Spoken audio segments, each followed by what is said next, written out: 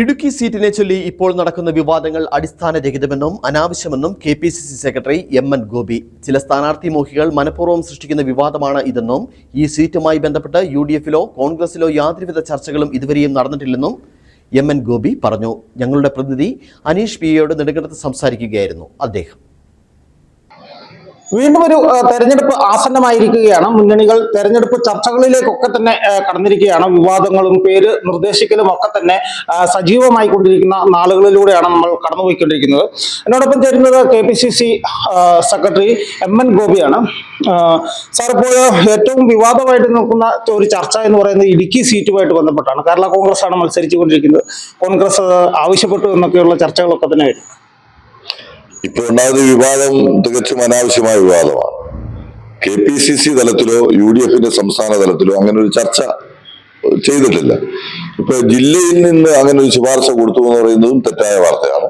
ജില്ലാ Congress committee Idukki seat കോൺഗ്രസിന് വേണം എന്ന് ഔദ്യോഗികമായി ചർച്ച ചെയ്യുകയോ ആവശ്യപ്പെടുകയോ ചെയ്തിട്ടില്ല.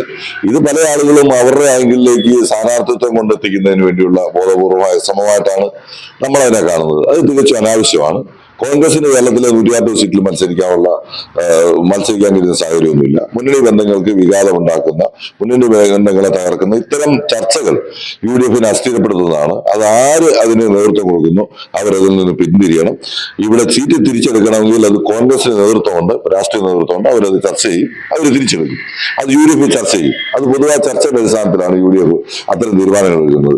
ഏതെങ്കിലും ഒരു കോണിൽ നിന്ന് സ്വയം സ്ഥാനാർത്ഥിയാകാൻ വേണ്ടി ചില ആളുകൾ നടത്തുന്ന അത്തരം ശ്രമങ്ങൾ രാഷ്ട്രീയ പക്വതക്കുറവിന്റെ, കോൺഗ്രസ് രാഷ്ട്രീയത്തെ കുറിച്ച് ബോധ്യമില്ലാത്തതിന്റെ കൂടി ഫലമായിട്ടാണെന്നാണ് എനിക്ക് തോന്നുന്നത്. അനാവശ്യ ചർച്ചയാണ്, തികച്ചും അനാവശ്യമായ ചർച്ചയാണ്. UDF രാഷ്ട്രീയം അങ്ങനെയല്ല. UDF രാഷ്ട്രീയം പരസ്പരം ഇരുന്ന് ചർച്ച ചെയ്ത് പരിഹരിക്കപ്പെടുന്ന രാഷ്ട്രീയമാണ്. ഇതല്ലാതെ ഏതെങ്കിലും ഇല്ലാത്ത കമ്മിറ്റികൾ ആവശ്യപ്പെട്ടു എന്ന് പറഞ്ഞ് വാർത്ത ഉണ്ടാക്കുകയും എന്നിട്ട് ചില ആളുകൾ സ്ഥാനാർത്ഥികളാണെന്ന് സ്വയം പ്രഖ്യാപിക്കുകയും ചെയ്തു. ഇതൊക്കെ സ്ഥാനാർത്ഥികളാകാൻ ആഗ്രഹിക്കുന്ന ഒട്ടനവധിയായ ആളുകൾ ഈ പാർട്ടിയിലുണ്ട്. അത് അവരെല്ലാവരും സ്ഥാനാർത്ഥികളൊന്നും ആകാൻ കഴിയില്ല എന്നുള്ളത് നമുക്കറിയാം. പക്ഷെ അവരുടെ ശ്രമത്തിന്റെ ഭാഗമാണ്. അവരിലേക്ക് ചില ചർച്ചകൾ, വാർത്തകൾ കൊണ്ടെത്തിക്കാനുള്ള ശ്രമമാണ്. ഇപ്പൊ മാധ്യമങ്ങൾ, പത്രമാധ്യമങ്ങളിലൊക്കെ വരുന്ന വാർത്തകൾ സൂക്ഷ്മമായി നിരീക്ഷിച്ചാൽ അറിയാം. ചില പത്രപ്രവർത്തകരുമായിട്ടുള്ള ബന്ധത്തിന് പേരിൽ വാർത്തകൾ വളച്ചൊടിച്ച് ചില ആളുകളിലേക്ക് ആ വാർത്ത കൊണ്ടെത്തിക്കുകയാണ്. അവരായിരിക്കും സ്ഥാനാർത്ഥി എന്നുള്ളതാണ്. പൊതു വിഷയങ്ങളിൽ ഇടപെടുന്ന ആളുകൾക്കാണ് സ്ഥാനാർത്ഥിത്വത്തിന് സാധ്യത എന്ന് ഇന്നലെ കേരളത്തിലെ ഒരു പ്രമുഖമായ പത്രം ഇടുക്കിയിൽ റിപ്പോർട്ട് ചെയ്തു. ആ റിപ്പോർട്ട് ചെയ്ത ആളുടെ രാഷ്ട്രീയ ബന്ധവും വ്യക്തിബന്ധവും പരിശോധിക്കുമ്പോൾ ചില ആളുകളെ ഉന്നം വെച്ചുകൊണ്ടുള്ളതാണ്. അത്തരം പരാമർശങ്ങളും വാദങ്ങളും ഒന്നും ഗുണം ചെയ്യുന്നതല്ല. ഒരു പക്വതയോടുകൂടി ഈ രാഷ്ട്രീയ കാലാവസ്ഥയെ നമ്മൾ നിരീക്ഷിക്കണം. 9-10 വർഷക്കാലമായി പ്രതിപക്ഷത്തിരിക്കുന്ന രാഷ്ട്രീയ പാർട്ടിയാണ്.